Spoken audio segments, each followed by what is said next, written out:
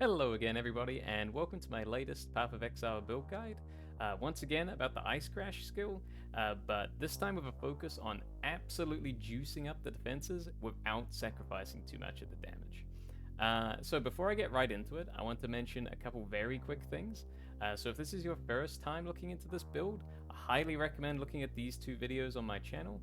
One of them is about the basics of the build and how to get started with it, whereas the other is more about scaling up that initial damage to some truly crazy numbers. Please note that you're not absolutely invincible with this version of the build.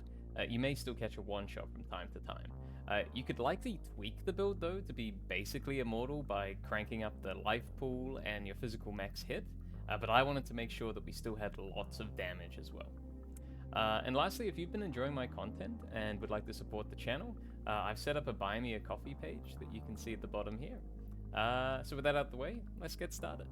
So, this new version of the build uses a mace and a shield with a very different goal in mind. Our objective is simple: to get Path of Building to say that our effective hit pool is infinite. This is accomplished through having as much attack block, spell block, and life gained when we block as possible. We'll talk about this a bit more over the rest of the video. In terms of your one-handed mace, it's basically the same as before. You just want as much physical damage, crit chance, and crit multiplier as possible.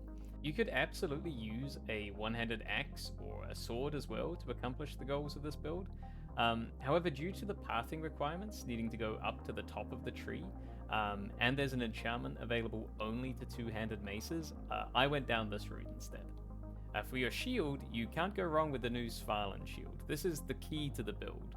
The most important line here is that your chance to block is lucky, which means that whenever we get hit, the game is going to calculate a chance to block that attack. The Svalinn shield instead is going to calculate that chance twice and use the higher result. If that wasn't enough, the Svalinn shield also triggers an elemental spell whenever you block, which you'll be doing all the time. So you basically get 3 slots here to choose whatever suits you and your playstyle the best. I've listed a bunch of options just above there. Personally, I really like to use our Molten Shell in here because that's going to trigger all the time when we're getting hit. I also have an Ice Golem that's giving me more crit chance and accuracy to keep that topped up. And Frost Bomb, which is applying cold exposure to everything, doing a bit of damage, and also stops any enemies that would regenerate their health. And while we're talking about weapons, I want to talk about my personal favorite part of the build, which is how we get the best of both worlds with this mace version. You get the defenses with the shield, and then you get the damage with your weapon swap. So you basically take a really chunky two-handed mace with, once again, as much physical damage, crit, multiplier, and chance as you can. And there is a very, very powerful and expensive rune-smithing enchantment that you can see at the top here called Gain up to 50% of your weapon's physical damage as extra damage of every element. This thing is absolutely insane. It will add a truckload of damage, and as you can see here, we managed to get this weapon swap part of the build back to over 100 million DPS. So basically, if you're at a boss fight that you know really well, or you don't need the defensive layers for it, you can just swap to your two-handed weapon and delete it from the game. So the gems that we use are basically exactly the same as the last two videos, with a couple small tweaks. So in your one-handed mace, I'd recommend putting your travel skill and Enduring Cry, which we still use. We can use this combo of the Forbidden Flesh and Flame to get a free Ascendancy point, which gives us a level 20 Fist of War support. So if you do end up using this, you can basically choose a new gem support as your 6th link. If you want raw damage, you can either bring back Awakened Cold Penetration, or you could use Hypothermia support as well. And if you're still having mana issues, you can actually use Inspiration. This gives really good damage, while also helping with those mana problems. So now we'll talk about the rest of our gear and how it plays into either the offenses or the defenses of the build. We'll start with the defenses, as they are the focus of this build. The Anvil Amulet is a really good option for getting lots of chance to block attack damage and also life gained when you block. You still need to be able to apply 2 curses with this build, so you're going to either need to anoint Whispers of Doom or look for getting a Corrupted Implicit, which does this for you. In my example here, I have the Corrupted Implicit, which lets me cast 2 curses, and then I allocate one of the nodes that we would normally need to take on the passive tree. This just saves me a few passive points. An incredibly expensive upgrade that you can get is this Flask here. What this does is it will give us a bit more chaos resistance, and then a quarter of all damage that we take from every single hit is going to be spread out over 4 seconds instead. This is really, really good, as it effectively adds another defensive layer, and then we will just leech the life back when we hit anything. Again, this is not an essential upgrade, and your effective hit pool will feel really, really strong without it. For your small cluster jewels, you still need to use your Spiteful Presence cluster for mana reservation.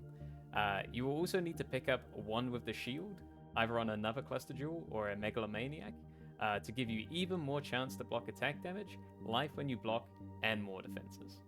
If you want a little bit more damage, you can take a Weight Advantage, which gives you more damage when you're using a mace, and that's on the original Fuel the Fight cluster. A quick recap about our Ascendancies. So as before, you always want to take Unstoppable, Unbreakable, and Unflinching for the reasons I've got noted there. The last point is the interesting one, and it will depend on your build. If you need accuracy, you take Undeniable, which is this node at the top here. It can help you with the low attack speed of the one-handed mace as well.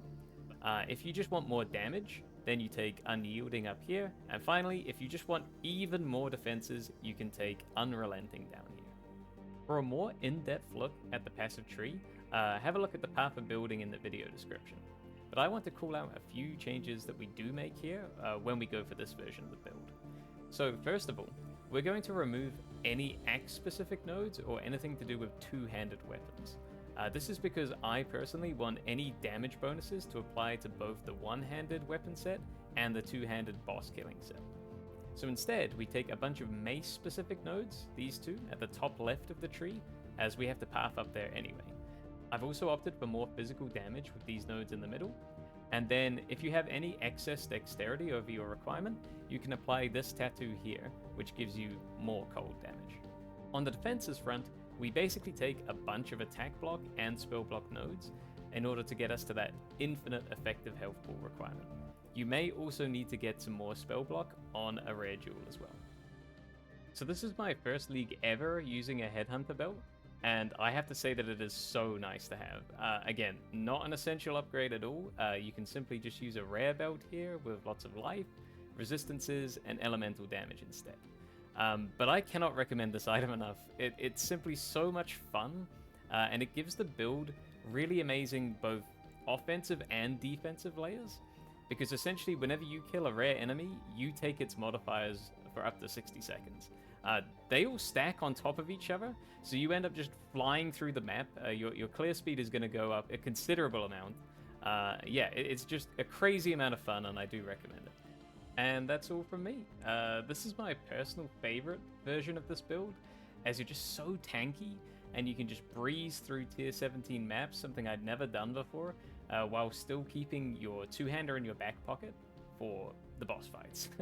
As always, if you have any questions, just drop a comment below, or I'm always around on my Discord, which is in the video description as well. Thanks for watching, everyone, and I hope you enjoyed.